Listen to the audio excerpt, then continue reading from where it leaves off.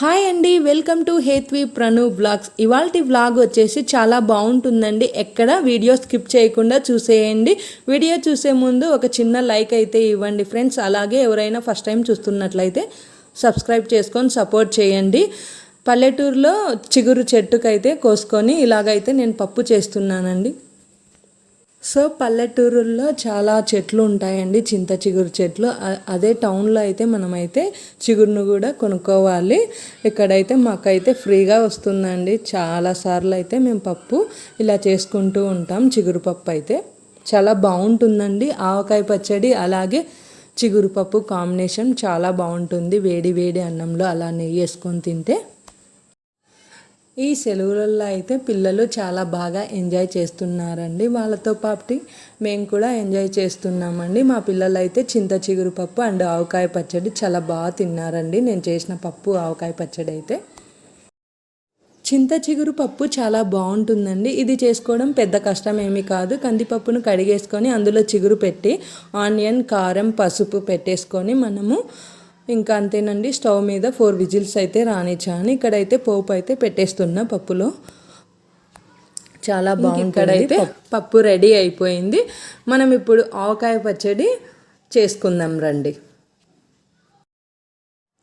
మాకు మామిడి చెట్లు ఉన్నాయండి. మామిడి చెట్లవే మేమైతే కాయలు కోసుకొని వచ్చి వాటర్లో అయితే 2 గంటలు అలా నానపెట్టేసుకొని శుభ్రంగా తుడిచేసుకుంటున్నానండి. ఇక్కడ అదే ప్రాసెస్ మొత్తం చూపిస్తున్నాను అలా.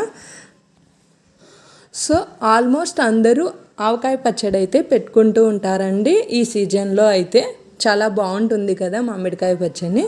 అలా ఇక్కడైతే తుడిచేసుకున్న తర్వాత మామిడికాయ ముక్కలు కోస్తున్నామండి. అంత పైన పీలంతా తీసేసుకొని ఫ్యాన్ కింద కాసేపు ఆరబెట్టుకొని ఇప్పుడైతే 4 గిన్నెలు అయితే వేసేసుకుంటున్నానండి. 4 గిన్నెలు అయితే మాకు అయ్యాయి. ఇక్కడ చాలా తక్కువనే పెట్టుకుంటున్నాం.